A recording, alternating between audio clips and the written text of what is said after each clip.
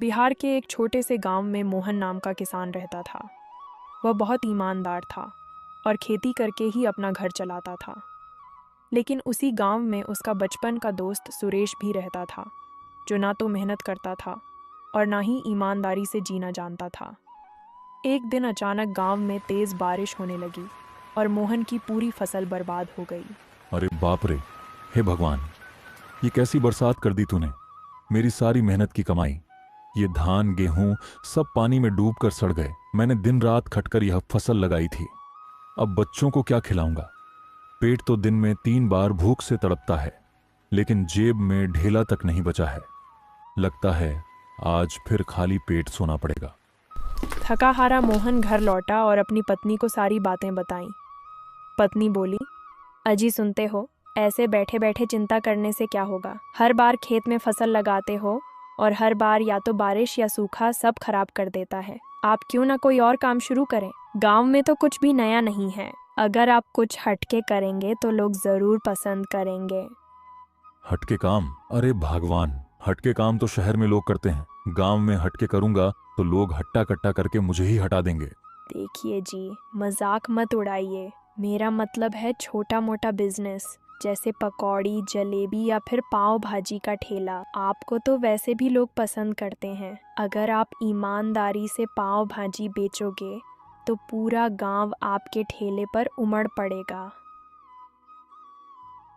बात तो तेरी सही है। मेहनत तो खेत में भी करनी पड़ती है और ठेले पर भी करनी पड़ेगी।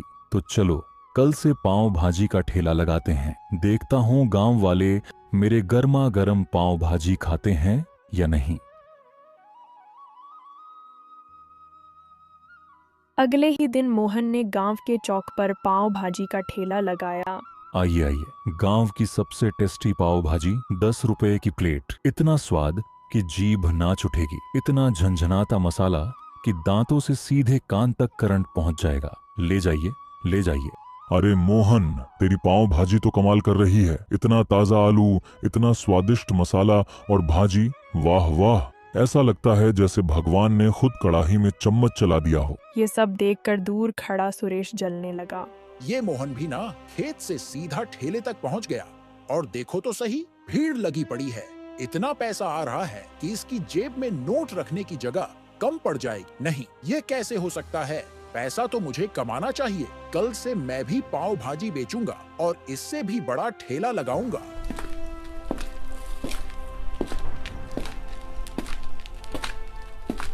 अगले दिन सुरेश भी पाव भाजी का ठेला लेकर आ गया। 10 रुपए में 2 प्लेट। हाँ जी, सही सुना आपने। इतना सस्ता सौदा कि खाते खाते पेट फट जाएगा और फिर भी जेब खाली नहीं होगा। कुछ लोग आए, पर स्वाद चखते ही चेहरा बिगाड़ लिया। अरे सुरेश, ये पाव भाजी खिला रहे हो या मिट्टी घोल कर पिला रहे हो? मसाले में स्वाद की जगह तो बदबू आ रही है। अगर ऐसा ही खाएंगे तो पेट में आलू नहीं, अस्पताल का बिल उगेगा। सुनो, हम मजे लेने आए थे, लेकिन ये खाने से लगता है जैसे जहर पी लिया हो।